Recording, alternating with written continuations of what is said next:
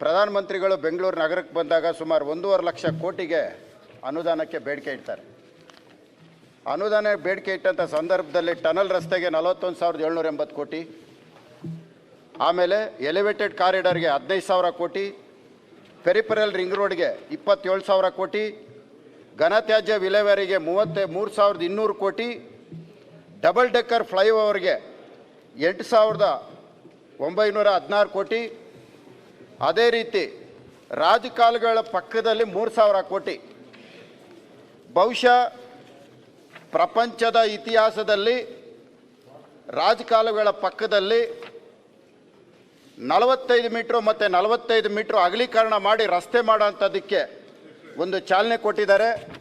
ಆ ಚಾಲನೆ ಕೊಟ್ಟಿರೋಂಥದ್ದು ಹೇಳ್ತೀನಿ.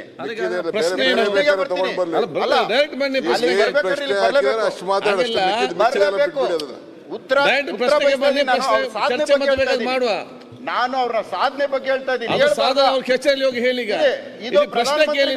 ಬೇಡಿಕೆ ಇದು ನೋಡಿ, ಇದು ಪ್ರಶ್ನೆ ಉತ್ತರ. ಇದು ಪ್ರಶ್ನೆ ಅದನ್ನು ಕೇಳಿ ಅದಕ್ಕೆ ಪರಿಹಾರ ಕಂಡುಕೊಳ್ಳಿ. ಬೇರೆ ಏನು ವಿಚಾರ, ಉತ್ತಮವಾದ ವಿಚಾರಗಳು ಆಫೀಸಲ್ಲಿ ಕೂತ್ಕೊಂಡು ಚರ್ಚೆ ಮಾಡಿ. ನಾನೇನು ಬೇರೆ ಡೈವರ್ಟ್ ಆಗ್ತಾ ಇಲ್ಲ. ಅಲ್ಲ, ಪ್ರಶ್ನೆ ಬೇರೆ ಡೈವರ್ಟ್ ಆಗ್ತಾ ಇಲ್ಲ. ಈಗ ನೋಡಿ, ಬೆಂಗಳೂರು ನಗರದಲ್ಲಿ ಇದಕ್ಕೆ ಪ್ರಧಾನಮಂತ್ರಿಗಳು ಕೊಟ್ಟಂತ ಬೇಡಿಕೆಗೆ ಸಂಬಂಧಪಟ್ಟ ಮಾತಾಡ್ತಾ ಇಲ್ಲ. ಈಗ ಪ್ರಶ್ನೆ ಏನಿದೆ ಆ ಪ್ರಶ್ನೆಗೆ ಬನ್ನಿ. ಸಭಾಧ್ಯಕ್ಷರೇ, ಸುಮಾರು ಎಲ್ಲಾರ್ಗೂ ಸಮಯ ಕೊಟ್ಟಿದ್ದೀರಿ, ನನಗೂ ಸಮಯ ಕಷ್ಟ ಹೇಳ್ತೀನಿ. ರಾಜಕಾಲುವೆದು ಹೇಳಿದ್ದು ಯಾಕೆ ಅಂತಂದ್ರೆ ಅದನ್ನ ಬೇಕಾದ್ರೆ ಅದನ್ನ ಬಿಟ್ಟೇ ಮಾತಾಡ್ತೀನಿ.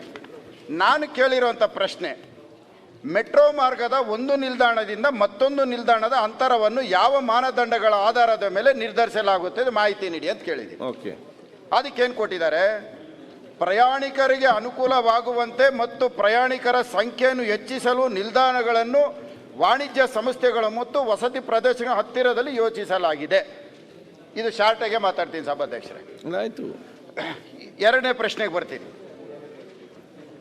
2A ಮತ್ತು 2B ಮೆಟ್ರೋ ನಿಲ್ದಾಣಗಳನ್ನು ಸಾರ್ವಜನಿಕರ ಸೇವೆಗಾಗಿ ಮತ್ತು ಬಳಕೆಗಾಗಿ ನಿರ್ಮಾಣ ಮಾಡಲಾಗುತ್ತಿದ್ದು ಅನುಮೋದಿತ ನೀಲಿ ನಕ್ಷೆಯಂತೆ ನಿರ್ಮಾಣ ಅಥವಾ ಮಾರ್ಪಾಡುಗೊಳಿಸಲಾಗುವುದೇ ಅಂತ ಕೇಳಿದ್ದೀನಿ.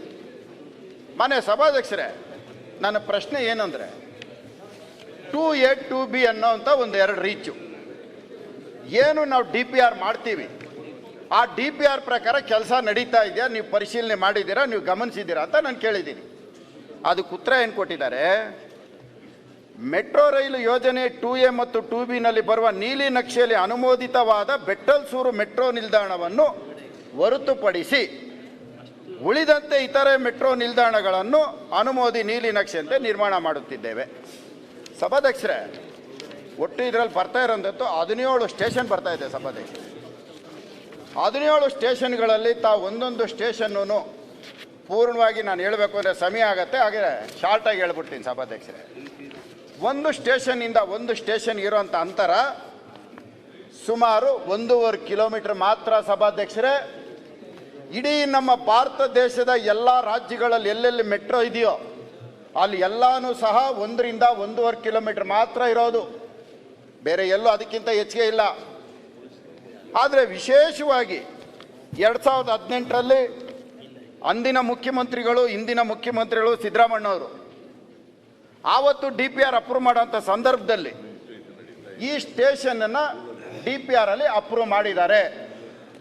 ಅಣ್ಣ ಮುಖ್ಯಮಂತ್ರಿಗಳು, ಅಣ್ಣ ತಾವು ಕೇಳಿಸ್ಕೋಬೇಕು, 2018ರಲ್ಲಿ ತಾವು ಅಪ್ರೂವ್ ಮಾಡೋಂಥ DPR ಇದು.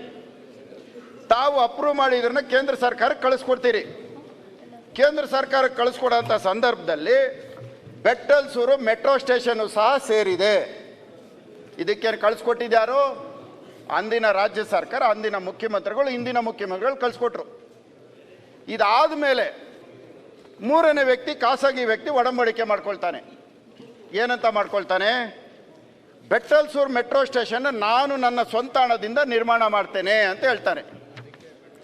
ಅದಕ್ಕೆ ಮೆಟ್ರೋ ಅವರು ಸಹ ಒಪ್ಪಿಗೆ ಕೊಡ್ತಾರೆ, ಆಯಿತು ಮಾಡಿಕೊಡಿ ಅಂತ.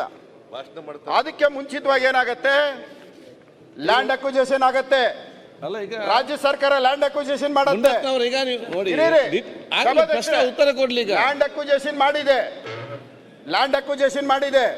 ಲ್ಯಾಂಡ್ ಅವ್ರಿಗೆ ದುಡ್ಡು ಕೊಟ್ಟಿದೆ, DPR ಅಪ್ರೂವ್ ಆಗಿದೆ, ಪ್ರತಿಯೊಂದು ಆದ್ಮೇಲೆ ಇವತ್ತು ನನಗೆ ಉತ್ತರ ಕೊಡ್ತಾರೆ.